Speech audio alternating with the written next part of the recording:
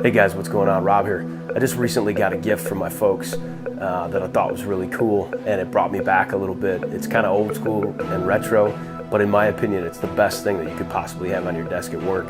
It's a great conversation starter. It's usually below $10. You can find the information in the description below.